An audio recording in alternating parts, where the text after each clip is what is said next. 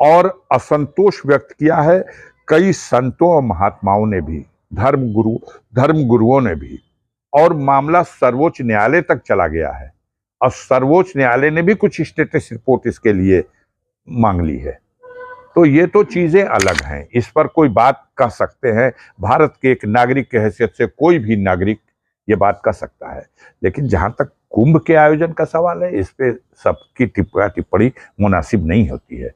ये एक धर्म और एक आस्था का प्रश्न है और उसको अपने धार्मिक तौर तरीकों से जो हो रहा है वो ठीक है। अभी मुख्यमंत्री जी ने एक बयान दिया था 2 दिनों पहले कि देश मुस्लिम लीग की मानसिकता से नहीं, आस्था के अनुरूप चलेगा।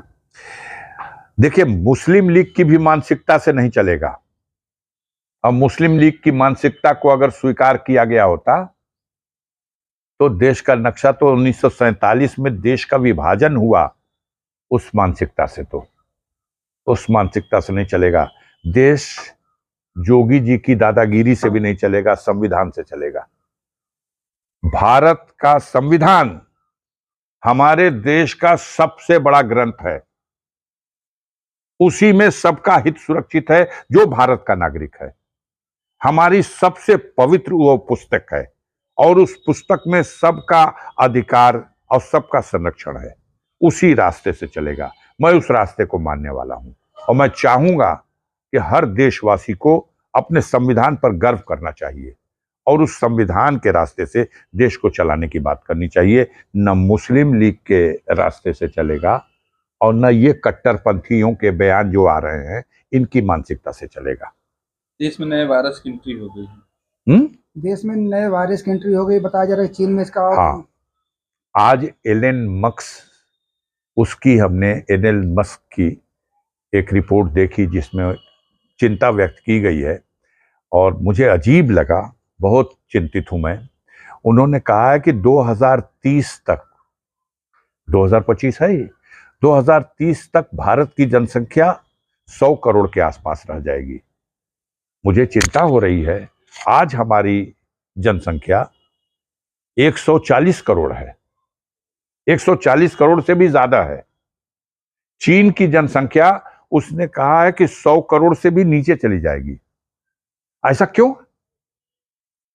तो जो वायरस की बात चल रही है और जितनी तेजी से नई नई बीमारियां और उसमें लोगों के मरने का जो क्रम है, और दूसरा एक और जिस पर अभी चर्चा नहीं है, लेकिन एलन मस्क एक विश्व स्तर का व्यक्ति है, उसके द्वारा कही गई इस बात में इस ओर इशारा किया गया है कि आने वाले दिनों में हो सकता है लोगों को बच्चा पैदा करने की क्षमता ही खत्म होने जा रही है।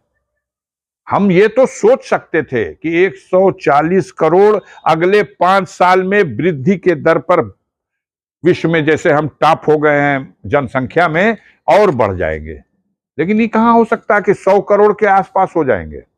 हम नीचे आ जाएंगे 40 करोड़ हमारी जनसंख्या। ये बहुत बड़े खतरे का संकेत है, इस ओर ध्यान देना चाहिए।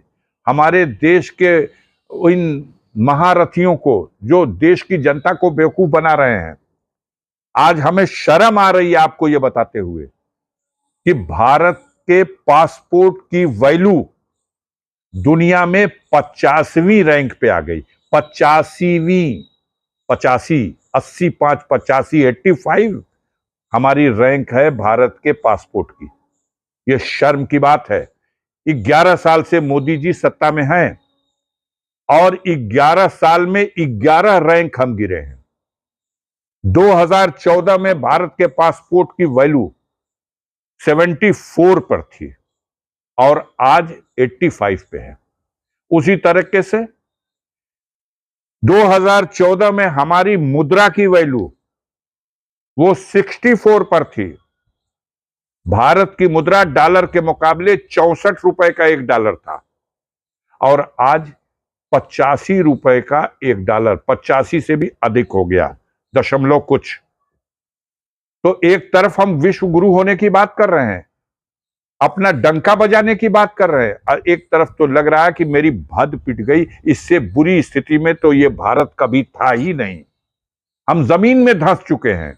लेकिन झूठ बोल करके और जनता को गुमराह करके हम देश में नफरत का माहौल बना करके और अपना सत्ता का सुख भोग रहे हैं। अपने चहेतों को देश की संपदा लुटा रहे हैं। देश कर्ज के बोझ से दबा जा रहा है। विकास ठप है। सिर्फ नफरत की फिजा है। भाई को भाई से लड़ाओ और मौज करो, राज करो और अपने चहेतों को ठेकेदारी के माध्यम से देश के खजाने को लुटाओ। यह प्रक्रिया चल रही है।